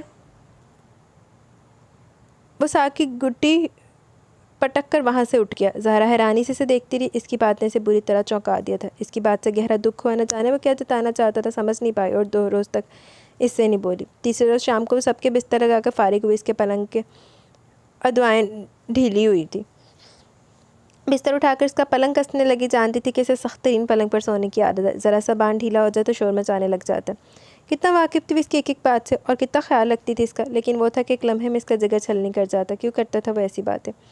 وہ افسردگی سے سوچوں میں غرق پلنگ کی رسیاں کھینچ رہی تھی۔ اس لمحے جہانداد کمرے میں داخل ہوا، ایک پاؤں پلنگ کی پٹی پر رکھے، دوسرا زمین پر جمائے مستعدی سے اپنے کام میں مصروف تھی۔ آہٹ پر نگاہ اٹھا کر دیکھا، چہرے کے نقوش تن گئے، پھر اپنے کام میں مصروف ہو کے جہانداد نے بغور اس کے چہرے کو دیکھا، پھر اس کے پاس آ کر کھڑا ہو گیا۔ ناراض ہو مجھ سے؟ وہ کچھ نہیں بولی، غصے سے رسیاں کھینچتی رہی۔ جہانداد نے بڑھ کر اس کا ہاتھ پکڑ لیا۔ یہ پلنگ ایک جاٹ کا ہے، جو اس پر سوتا ہی نہیں جس پر سوتا ہی نہیں دنگل بھی مچاتا ہے۔ یہ نازک ہاتھ بھلا اسے کب تک کسیں گے؟ زہرا نے تحیر سے اس کی طرف دیکھا، جہاں ننھا معصوم بچہ نہیں تھا، اونچا لمبا چوڑا مکمل مرد مد مقابل کھڑا تھا۔ اس کے دیکھنے کا انداز، کلائی پکڑنے کی جرأت، لفظوں کا ہیر پھیر، زہرا لمحوں میں اس ننھے معصوم بچے کو جوان ہوتی امنگوں سے واقف ہو گئی۔ تنک کر کلائی چھڑوائی، اس کی سابقہ باتوں کا مفہوم اب سمجھ میں آیا تھا۔ اس جاٹ کو انہی نازک ہاتھوں نے اپنی گود میں پالا پوسا ہے، جوان کیا ہے۔ نہ جانے اس نے کیا جتانے کی کوشش کی تھی۔ جہانداد سکون سے اس کے مشتعل ہوتے چہرے اور نگاہوں کو طرف دیکھتا رہا۔ زہرا بھڑک گئی، اس کے انداز میں کسی بھی قسم کی ندامت و شرمندگی نہیں تھی۔ انگریزی تعلیم نے تجھے یہ ادب سکھایا؟ اس کی رگوں میں خون لاوے کی طرح دوڑنے لگا۔ ماں جیسی ہوں میں تیری، سنا تو نے؟ وہ سینے پر ہاتھ باندھے بغور دلچسپی سے اسے دیکھ رہا تھا۔ اتنا سا تھا تو اتنا سا؟ اس نے زمین کی طرف ہتھیلی کی۔ جب میں اس گھر میں آئی تھی، آج تو میری طرف اس نگاہ سے دیکھے گا جبکہ میں نے تجھے ہمیشہ اپنی اولاد کی طرح۔ جہانداد نے دل ملا کر اس کی بات کاٹ دی۔ اتنا سا نہیں تھا میں، 8 سال کا تھا، اور تو 16 سال کی بیاہ کر اس گھر میں آئی تھی۔ صرف 8 سال کا ہی تو فرق ہے تیری اور میری عمر میں۔ دور پھیٹے منہ میں سے جہانداد صاحب۔ زہرا متحوش سے دیکھتی رہی، پھر بہت دیر کے بعد بولی، کیوں سوچی تو نے ایسی بات؟ اس لیے کہ تیرا حق ہے، ہمدردی کی چادر ڈالنا چاہتا ہے مجھ پر۔ جہانداد نے تڑپ کر اس کی طرف دیکھا اور پھر دیکھتا ہی رہا۔ محبت ہے مجھے تجھ سے۔ اسے امید تھی کہ زہرا پوری قوت سے اس کے منہ پر تماچا دے مارے گی، لیکن زہرا خاموش ہو گئی، خاموشی سے اس کی طرف دیکھتی رہی، پھر اچانک ہنس پڑی۔ پاگل! وہ سر جھٹک کر مسکرائی، کمرے سے باہر نکل گئی۔ جہانداد اس کی کیفیت کا صحیح اندازہ نہیں لگا سکا اور بے چین سے اس کے پیچھے پیچھے باہر آ گیا۔ وہ رسوئی میں چلی گئی، دروازے میں اڑ کر کھڑا ہو گیا۔ میری بات سنو زہرا۔ زہرا مٹکے سے پانی نکال رہی تھی، ایڑیوں کے بل گھوم گئی، غصے، نفرت اور ناراضگی سے اس کی طرف دیکھا، لیکن بے حد رسان سے تادیبی لہجے میں بولی، بھر جائی ہوں میں تیری، بھرا مر چکا، 19 سال سے تو بیوقی کی زندگی اس گھر میں گزار رہی ہے، کیا مل رہا تجھے ایسی زندگی گزار کر؟ زندگی پر تیرا بھی کچھ حق ہے، اسے استعمال کر غلط مت سمجھ مجھے۔ وہ بھڑک گیا۔ زہرا آہستہ آہستہ چلتے ہوئے اس کے قریب آئی اور پھر رک گئی۔ اگر دلدار زندہ ہوتا تو میں تیرا منہ نوچ لیتی۔ زہرا کے انداز میں نفرت تھی۔ بھرا اگر زندہ ہوتا تو میں تجھے ماں کی طرح سمجھتا، تیرے بارے میں ایسا کوئی سوچتا، مگر اب جو حالات ہیں وہ کچھ اور ہیں، یہی سچ ہے، یہی حقیقت جسے تو سمجھنا نہیں چاہتی۔ برباد کریے تو اپنی زندگی۔ ساری عمر اس طرح کیسے گزرے گی ذرا سوچ۔ وہ جذباتی ہونے لگا مگر زہرا پرسکون تھی۔ جب میں نے جوانی میں یہ قدم نہیں اٹھایا تو اب تو سمجھتا کہ اس ڈھلتی عمر میں یہ قدم اٹھاؤں گی۔ شرم کر، وہ کررائی۔ کتنی عمر ہے تیری؟ زیادہ سے زیادہ 35 سال۔ خدا نے صورت اتنی اچھی دی کہ اپنی عمر سے کئی گنا کم اور معصوم لگتی ہے۔ گاؤں کی عورتوں کی طرح بے ڈول جسم نہیں ہے تیرا، اس خوبصورت عمر کو بھی تو ڈھلتی جوانی کہہ رہی ہے۔ اس کی تعریف کرنے کے انداز پر زہرا کے اندر آگ بھر گئی، لیکن اس نے کمال ضبط سے کام لیا۔ غلطی تیری نہیں میری ہے، تجھ سے پردہ کرنا میرا شرعی حق تھا، لیکن میں نے تجھ سے پردہ نہیں کیا۔ میری بے حجابی کی یہی سزا ہونی چاہیے تھی۔ شدید تعصب سے اس کی آواز رند کی۔ جہاں داد تڑپ گیا۔ کس طرح سمجھاؤں میں تجھے؟ مجھے غلط مت سمجھ۔ چلا جا تو یہاں سے۔ شرم آنے لگی ہے مجھے اپنے آپ سے۔ زہرا موڑے پر بیٹھ کے چہرہ گود میں چھپا کر رونے لگی۔ جہاں داد کئی لمحے احساس جرم میں مبتلا اسے سسکتے ہوئے دیکھتا رہا اور پھر وہاں سے چلا گیا۔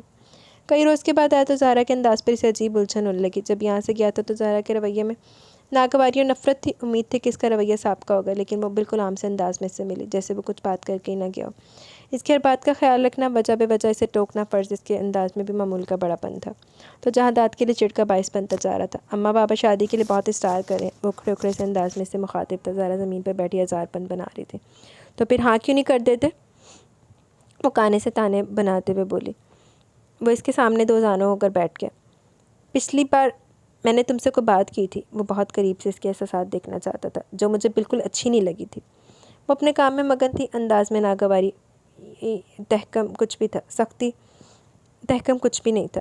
جہاں داد کا حوصلہ بڑھا۔ زہرا، اس نے آہستہ سے پکارا۔ اس نے متعجب انداز میں اس کی طرف دیکھا۔ وہ نام لیے جانے پر بھی نہیں بپھری تھی۔ زہرا شک کو یقین میں بدلنا چاہا۔ سن رہی ہوں، انداز بے حد مصروف تھا۔ تمہیں اعتراض نہیں میں نے تمہارا نام لے رہا ہوں؟ میں نے کہا ہے نا، میری یہی سزا ہونی چاہیے۔ رکھوالا مر جائے تو قیمتی سے قیمتی مال بھی مال غنیمت بن جاتا ہے۔ شاید تو بھی مجھے مال غنیمت ہی سمجھتا ہے۔ جہاں داد کا چہرہ تذلیل کے احساس سے سرخ ہو گیا۔ کیوں سمجھتی اتنا غلط مجھے؟ کیوں؟ کبھی تیری عزت میں کمی کی میں نے؟ غیرت کا احساس دلایا تجھے کبھی میں نے؟ کبھی بدلحاظی نہیں کی، ہمیشہ سر جھکا کر بات کی تجھ سے، لیکن تب بھی میرے دل میں تیرے لیے محبت تھی، اور اب بھی اس دل میں صرف محبت ہے، جب یہ زبان تیرے سامنے اظہار کر چکی ہے۔ وہ جذباتی ہونے لگا۔ زہرا نے بات کاٹ دی۔ پہلے تو میری عزت کرتا تھا، اب تجھے مجھ سے محبت ہوگی؟ کتنی عجیب بات ہے۔ جب تو میری عزت کرتا تھا تب کیا تجھے مجھ سے محبت نہیں تھی؟ جب محبت ہوئی تو نے عزت و لحاظ بلائے طاق رکھ دیا۔ محبت آدمی کی توقیر میں اضافہ کرتی ہے، گھٹاتی نہیں ہے۔ تیری توقیر میں اضافہ ہی تو کرنا چاہتا ہوں۔ زہرا استزائیہ مسکرا دی، پھر گہری سنجیدگی سے بولی۔ بات محبت یا توقیر کی نہیں ہے، اس عمر کے ساتھ کی ہے جو ہم نے ایک ساتھ گزاری۔ میں اس آنگن میں لگی ایسی ہری بھری بیل تھی جسے تو نے بچپن سے دیکھتا آ رہا تھا۔ پہلے تو اس کی چھاؤں میں کھیلتا رہا، پھر رفتہ رفتہ تو اس کا چھتنا رکا۔ اس قدر عادی ہوا کہ اس سے غلط توقعات وابستہ کر بیٹھا۔ اس میں تیرا قصور نہیں، تیری عمر کا قصور ہے۔ اب بھی یہ چھتنار تجھ پہ یوں ہی سایہ فگن ہے، مگر تیرے تقاضے بدل رہے ہیں۔ اس بیل سے پرے بہت بڑی دنیا، بڑی ہریالی ہے جو تو نے نہیں دیکھی۔ اس وقت وہ سب دیکھ لے گا، پھر کبھی لوٹ کر نہیں آئے گا۔ اسے محبت نہیں کہتے، وقتی جذبات کہتے ہیں، کیونکہ عمر کا ایک کڑا وقت میں نے طویل دھوپ میں جلا دیا۔ میں جانتی ہوں محض وقتی اور جذباتی باتیں، بہت دن کے بعد تجھے خود بھی ان باتوں پر ہنسی آئے گی، ہو سکتا ہے شرم بھی آ جائے۔ اس لیے تو خود کو یہاں مایوس نہ کر اور کوئی اور راستہ اپنا لے۔ میں تجھے جھٹلا کر دکھاؤں گا، کیونکہ میرے تمام راستے صرف تیری طرف آتے ہیں۔ میری منزل صرف ایک ہے۔ جس جذبے کو تو وقتی جذبات سمجھ رہی ہے وہ تیری بھول ہے۔ خود سے آنکھ مچولی کا کھیل تو بہت دیر تک نہیں کھیل سکتی، آخر عورت ہے تو بھی، اور تیرے بھی بہت سارے ارمان ہیں۔ تو خود کو تھپک تھپک کر سلا سکتی ہے، مگر میں ایسا نہیں کر سکتا۔ زہرا سر جھکا کر مسکرانے لگی۔ تو میری باتوں کا مذاق اڑا رہی ہے؟ شکر کر تیرے سر پر جوتیاں مار کر دھول نہیں اڑا رہی۔ وہ اس کا مذاق اڑانے والے انداز میں بولی۔ جہاں داد سخت کا بیدہ خاطر ہو کر وہاں سے اٹھ گیا۔ میں اماں بابا سے بات کروں گا۔ زہرا یکلخت سناٹے میں آ گئی۔ اگر تو نے ایسا کیا تو میں اپنی جان دے دوں گی۔ کیوں؟ کیا ناجائز کرنے جا رہا ہوں میں؟ ہاں، یہ ناجائز ہے۔ زہرا چلا پڑی۔ میں ایک عام مرد کی بیوہ نہیں ہوں جس کی ڈولی دوبارہ سجائی جائے۔ ایسے مرد کی بیوہ جو سب کے لیے باعث احترام تھا، کوئی میری برابری نہیں کر سکتا۔ سب جھوٹ ہے، بکواس ہے، ڈھونگ ہے۔ یہ حکم صرف پیغمبروں کی بیویوں کے لیے نازل ہوا تھا کہ ان کی بیویاں تمام بنی آدم کے لیے باعث احترام ہے، کوئی بھی ان سے شادی کا تصور نہ کرے۔ دلدار نعوذ باللہ ولی یا پیر نہیں تھا، ایک عام آدمی تھا۔ اس کی بیوہ کسی کی بھی بیوی بن سکتی ہے، اور پھر میں تو اس کا سگا بھائی ہوں، جائز حق دے رہا ہوں تجھے۔ بے غیرت، بے شرم، بے حجاب، تیری یہ جرت! تو گھر میں ڈاکہ زنی کر رہا ہے۔ اکبر ملک نہ جانے کب سے ان کی گفتگو سن رہا تھا۔ بپھر کر سامنے آیا تو وہ دونوں پہنچ کر رہ گئے۔ یہ سبق سیکھ کر آیا تو شہر سے؟ اکبر ملک نے مشتعل ہو کر اس کا گریبان پکڑ لیا۔ جہاں داد کو سنبھلنے میں کچھ دیر لگی۔ بول بے غیرت! اکبر ملک نے بری طرح اسے جھنجھوڑ ڈالا۔ اماں کے لیے خود یہ واردات بالکل نہیں تھی۔ बाबा मेरी बात समझने की कोशिश करे, भावच को बुराई पर राग़िब करा था, अब मुझे समझाएगा। अकबर मलिक ने पूरी कुव्वत से थप्पड़ इसके मुंह पर दे मारा। जहांदाद 2 कदम उछलकर पीछे चला गया। अकबर मलिक पर वहशत सवार थी। अम्मा तड़प कर दोनों के दरमियान आ गई। जवान पुत्र है, होश कर, सब तेरी ढील का नतीजा और कुछ भी नहीं। मेरा बेटा ऐसा नहीं, जिस शख्स ने घर की इज्जत दागदार करना चाहिए इससे क्या तवक्का रख सकती है तू। अकबर मलिक बीवी पर गुर्राया। बाबा, जहांदाद की गैरत में भौंचाल आ गया। क्या बेगैरती दिखाई है मैंने, कौन सा कानून तोड़ा, क्या किया शरीयत के खिलाफ जो आप मुझे इस तरह जलील कर रहे हैं। यानी भी कुछ हुआ ही नहीं, भाई की बेवा पर हाथ डाल रहा है। बाबा, लफ्ज़ों से रिश्तों का एहतराम ना ख़त्म करें, एहतराम से खिलाएगा मुझे, खुद जो करे वो गैरत को 4 चांद लगा देने वाली बात है। हाँ है, जहांदाद चिल्ला उठा। बने फिरते हैं गैरतमंद सब ढकोसले और लाइलमी का नतीजा, अपने अपने मफाद के चक्कर। क्या हक बनता है आपका एक जवान लड़की को ताउम्र बेवकी की चादर में बिना आस बिना उम्मीद के चौखट पर बिठाए रखने का। एक लड़की नहीं है, भतीजी है, बहू बना कर लाया था इसे, मगर अब वो बेवा और बेवाओं के लिए हुक्म नहीं है इसके लिए। अकबर मलिक ने चिल्लाकर बेटे की बात काटी। कहाँ से आए इसके लिए हुक्म, आसमान से? ये ज़मीन उगलती है। बकवास नहीं कर मेरे सामने, बकवास नहीं है, शरीयत पढ़ा रहा हूँ। ये बेगैरती के सबक किसी और को पढ़ा जाके। अकबर मलिक आगे बढ़ा। अम्मा दरमियान में आ गई। तू रुक, मुझे बात करने दे, कह दे इसे दफ़ा हो जाए मेरी नज़रों के सामने से। कोई बात नहीं करनी मुझे इससे, मगर मुझे करनी है। मैं तब तक यहाँ से नहीं जाऊँगा जब तक इस बात का फ़ैसला नहीं हो जाता। कुत्ते छुड़वा दूँगा तुझ पे, मगर मेरे जीते जी ये नहीं होगा। ओए होए, जहांदाद पुत्र, खुदा के वास्ते ज़ुबान बंद कर ले वरना कुछ हो जाएगा। ज़रीना अपनी ताकत से ज़्यादा ज़ोर लगाकर अकबर मलिक को रोक रही थी। जहांदाद आलम तैश में कमरे से बाहर निकल गया। ज़रीना अकबर मलिक को चारपाई पर बिठाने में कामयाब हो गई। कमरे में गहरा सकूत छा गया, ऐसे जैसे बड़ा तूफान आकर गुजर गया। ज़हरा सदमे की कैफियत में दीवार से लगी खड़ी थी। तेज़ तेज़ बोलने की वजह से अकबर मलिक को खांसी होने लगी। अम्मा भी बुरी तरह से हाँप रही थी।